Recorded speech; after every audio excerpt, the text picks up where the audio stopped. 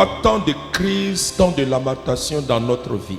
Nous voulons comprendre. Mais celui qui détient la connaissance, la plénitude de la connaissance, c'est Dieu. La délivrance ne vient pas des prières tonitruantes. Elle vient de la sagesse de Dieu. C'est lorsque tu combats dans la sagesse que tu as des résultats. Il y a certains combats. Pour les mener, tu peux utiliser l'âme du pardon. Dans d'autres combats, tu peux utiliser l'âme de l'humilité. Dans d'autres combats encore, tu peux utiliser les prières agressives de feu. Tu peux perdre un round. Tu peux perdre un deuxième round. Tu peux perdre même le 12e round. Quand on va dire le combat est fini et qu'on doit lever la main de quelqu'un, c'est ta main on va lever. Et les gens vont croire que l'arbitre là, il a fait couloir. Lui, il a déjà vu le match avant même que vous êtes. Vous êtes en train de voir le match en différé. L'arbitre là, lui, il a déjà vu le match. Il sait qui a gagné. Donc, il ne fait que proclamer la victoire. C'est qu'ils n'ont pas pu faire avec Corée, Abiram et Dathan. Mais l'esprit de Corée et Abiram était toujours en chacun de ceux qui avaient été envoyés. Il fallait toujours dire que Moïse n'était pas un authentique serviteur de Dieu. Vous marchez avec souvent des Abiram, des Corée et des Dathan pour vous convaincre qu'ici, il n'y a pas l'onction. Beaucoup de personnes, frères et sœurs, même si tu n'as pas remporté encore la bataille ultime, il y a eu des batailles antérieures que tu as eu à remporter. Souviens-toi des batailles que tu as remportées pour être motivé à remporter la bataille finale. Le même Dieu qui agit pour toi dans le passé, il t'a révélé qu'il est le même hier, aujourd'hui et demain.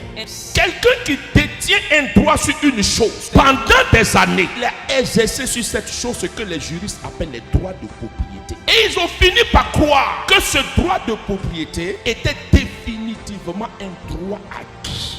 Oh, leur erreur, c'est que les véritables propriétaires que nous sommes, nous étions en formation en Égypte. Pendant que les gens t'acculaient dans le monde des ténèbres, tu étais en formation. Même dans le désert, Dieu fait passer son peuple par le désert comme une armée en formation.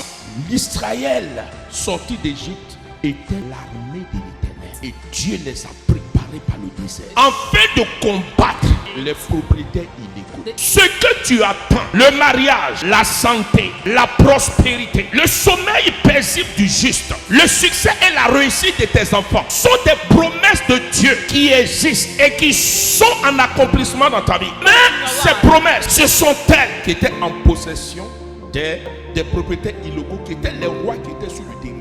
Paul dit dans Galates chapitre 3 verset 29, tous ceux qui sont à Christ sont descendants d'Abraham, héritiers selon la promesse. Dieu a fait la promesse de donner une terre en héritage à la postérité d'Abraham. Si selon la chair, les Juifs avaient une terre physique qui est Israël, Palestine, nous selon l'esprit, la postérité, l'héritage dont il est question, c'est tout ce que l'ennemi nous a.